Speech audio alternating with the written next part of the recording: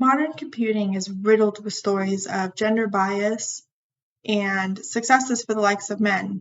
But what about women? We currently live in a world where we are constantly connecting with computers thanks to Lady Ada Lovelace. And I'm not just talking about your smartphone. Computers are found in cars, air conditioning, washing machines, you name it. If it hadn't been for this woman's mathematics interest and a chance encounter at a party, we might not be here on this platform right now.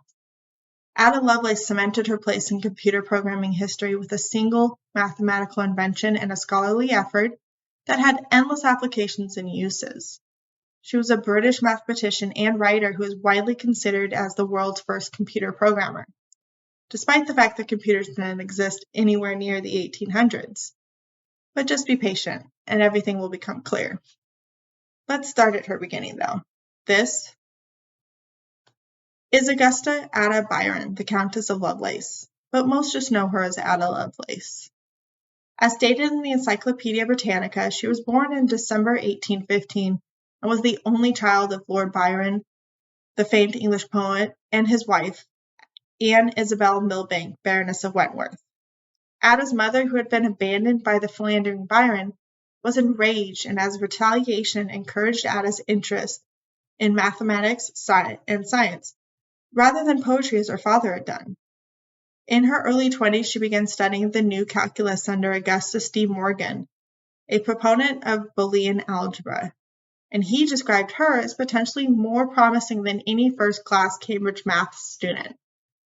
As stated by Georgina Ferry in A Calculus of the Nervous System, written in 2015 for the Lancet's exhibition of Ada Lovelace, Ada was already displaying her high intelligence and imagination.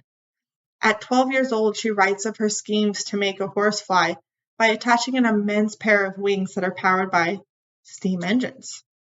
In Enchantress of Abstraction by Richard Holmes, who won the 2009 Royal Society Prize for Science Books and Falling Upwards, Ada met her first-grade mentor, Mary Somerville, who showed Ada that women can make their mark in science.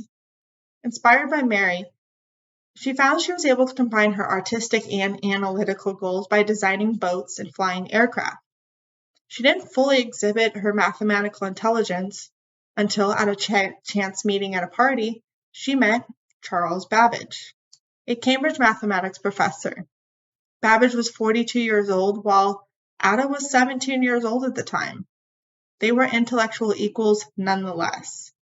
Babbage came up with the idea for the analytical engine, which, according to the Science Museum of London, is still on display alongside Lovelace's portraits, letters, notes, including the first published algorithm for the analytical engine.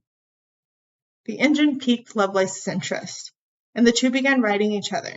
She began to think of ways to put it to use. An Italian engineer, Luigi Federico Menabrea, eventually authored a paper in French detailing Babbage's analytical engine.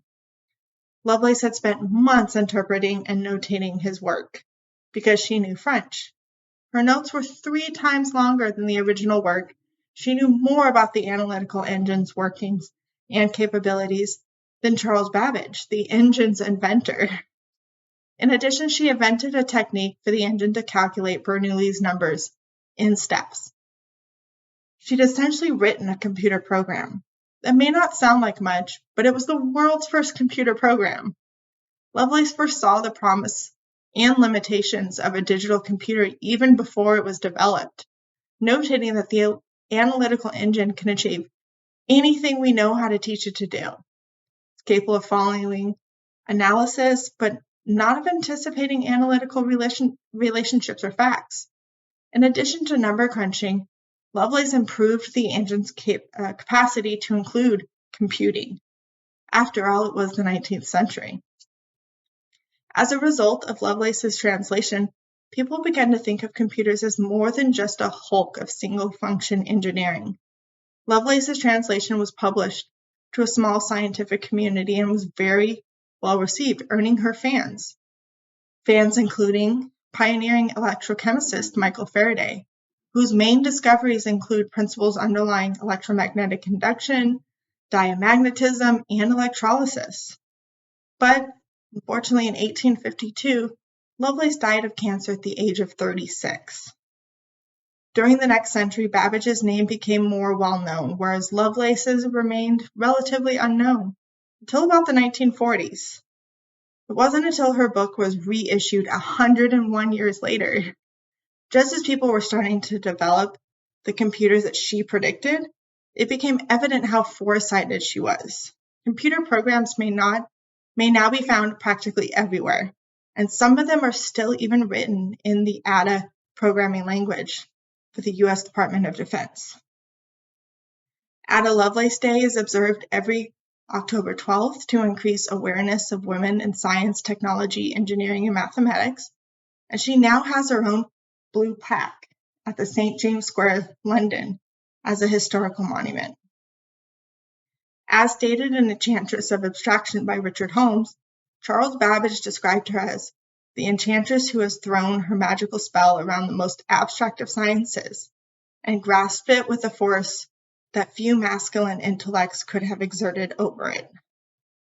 Lovelace was the first to recognize that a computer, a machine, a set of switches, might perform a task more complex than any single thing. Ada liked to refer to herself as an analyst and a metaphysician, but Babbage admiringly dubbed her the Enchantress of Numbers. She demonstrated what a computer can be by combining the minds of an artist and a mathematician. Ada Lovelace, the mother of computer programming.